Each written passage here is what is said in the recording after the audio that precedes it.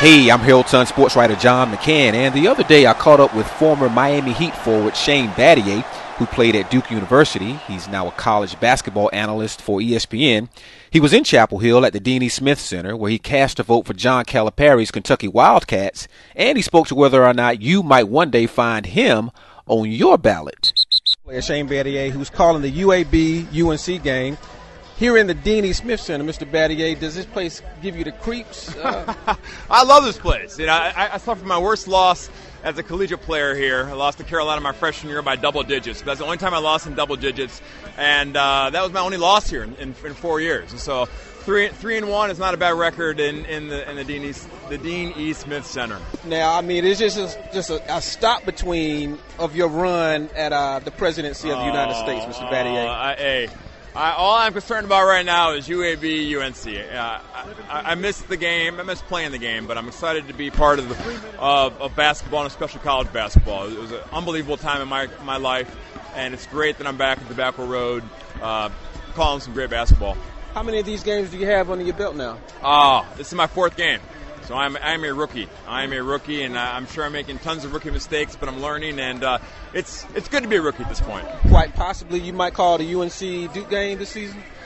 I think I'm the low man on the totem pole, so I don't think I'll have that pull. So you'll have to wait a couple years for that. But I'll be in the triangle the next month. I think I have 5 Duke and Carolina games. All right, so when that materializes, is it going to be tough for you to be objective?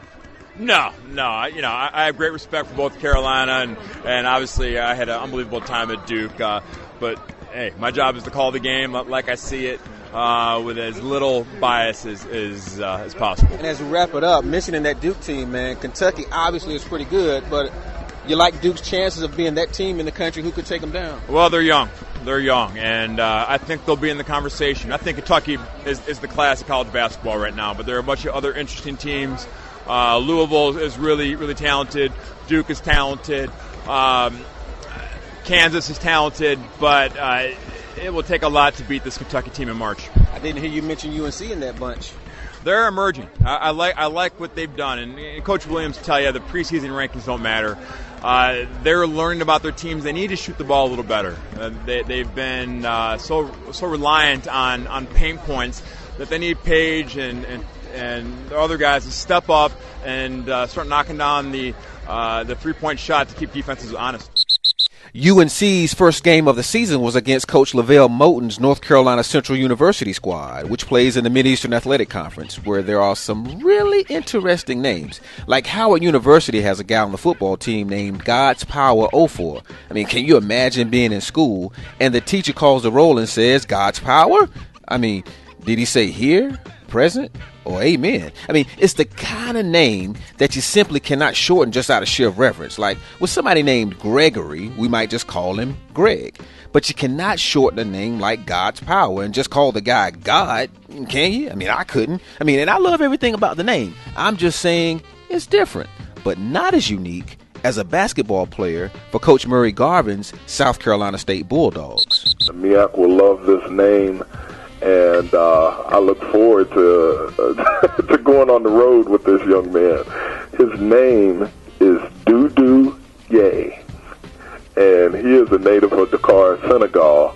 And Doudou has been fabulous being here right now. He's battling an injury. Hopefully he'll be back sometime this season. But being from Senegal, it's not even a big deal to him. In his native language, Doudou is another name for the Prophet Muhammad.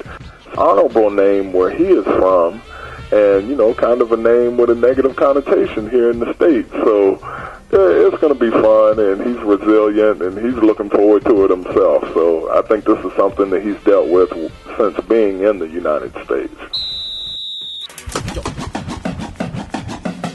Keeping you connected. From the fields to the stands, I'm Herald-Sun sports writer John McCann.